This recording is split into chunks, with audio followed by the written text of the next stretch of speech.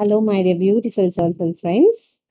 కొన్ని డేస్ నుంచి యూనివర్సల్ పరంగా మనం కొన్ని కోడ్స్‌ని నేను మీతో షేర్ చేసుకుంటున్నాను. మీరు చదువుతున్నారు. చాలా చక్కగా స్పందన వస్తుంది. అయితే ఈరోజు ఈ యూనివర్సల్ కోడ్‌ని వ్రాయాలి అని అనుకున్నప్పుడు తెలుగులో నాకు భాష కరువైంది. ఎందుకంటే దీన్ని అక్షర రూపంలో పెట్టాలి అంటే చదువరులకు అర్థమయ్యే విధంగా కాస్త క్లిష్టతరమైంది. అందుకే ఈరోజు నేను ఇలా ఏదైతే నేను యూనివర్స్ గురించి చెప్పబోతున్నానో దానికి సంబంధించి ఒక ఆడియోని మీతో షేర్ చేస్తున్నాను. అయితే మరి ఇంగ్లీష్‌లో రాసినప్పుడు ఇంగ్లీష్‌లో భావ ప్రకటన అక్కర్లేదండి.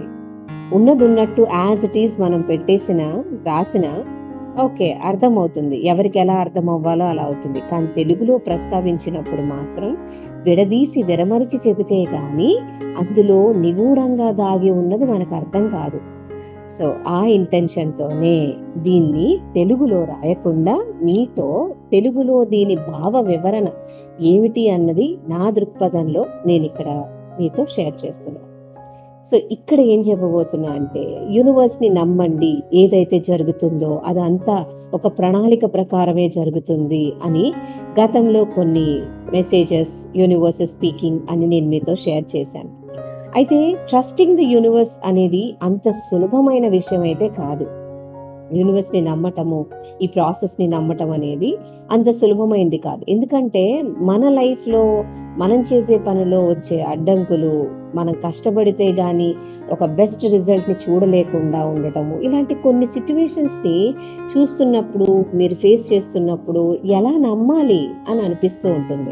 బట్ రిమెంబర్, ఇక్కడ ఎప్పుడైతే నేను ట్రస్ట్ ద యూనివర్స్ అని చెప్తున్నానో నా ఉద్దేశం అక్కడ ఏమిటంటే మిమ్మల్ని మీరు నమ్మండి. బికాజ్ ఏదైతే బయట జరుగుతుందో అడ్డంకులు, ఆటంకాలు అవి ఎక్కడో బయట వాటంతట అవి ఏర్పడలేదు. అవి మనలోనే ఉన్నాయి. So, it's inside you. Because మనము యూనివర్స్‌కి మిర్రర్స్ లాంటి వాళ్ళం. Because you are that universe. మీరే ఆ యూనివర్స్ కాబట్టి. అండపిండ బ్రహ్మాండాలను సృజించినటువంటి సృష్టికర్త సృష్టిని అనురూపంలోనే మొదలుపెట్టారు. అదే విధంగా మనం కూడా మన తల్లి గర్భంలో మన ఉనికిని మొదలుపెట్టినప్పుడు, ఆరంభించినప్పుడు అనురూపంలోనే మొదలుపెట్టాం. దానికి దీనికి వ్యత్యాసం లేదే.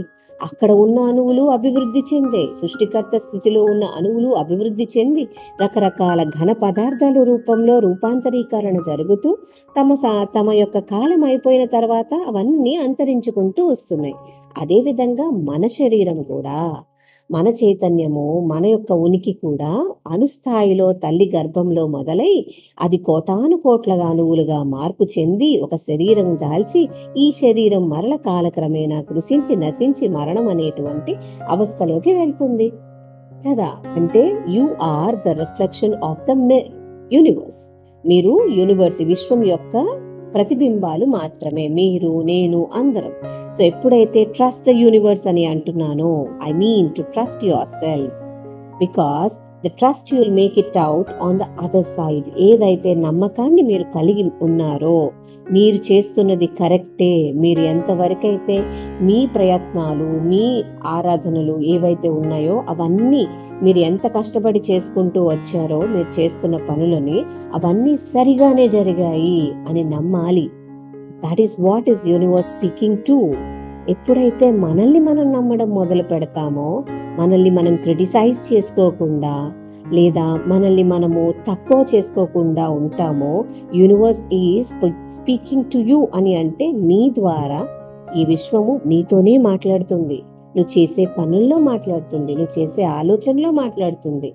ప్రతి ఆలోచన ఎలా వస్తుంది? నీ లోపల ఏ విధమైనటువంటి నమ్మక వ్యవస్థని కలిగి ఉన్నావో దానికి అనుగుణమైన ఆలోచనే బయటికి రిలీజ్ చేస్తారు.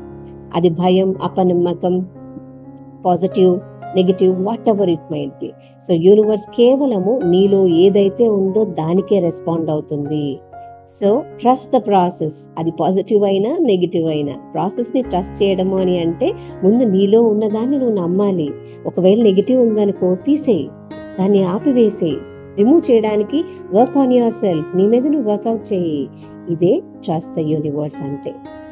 I trust that I gave you a point today. Thank you for listening.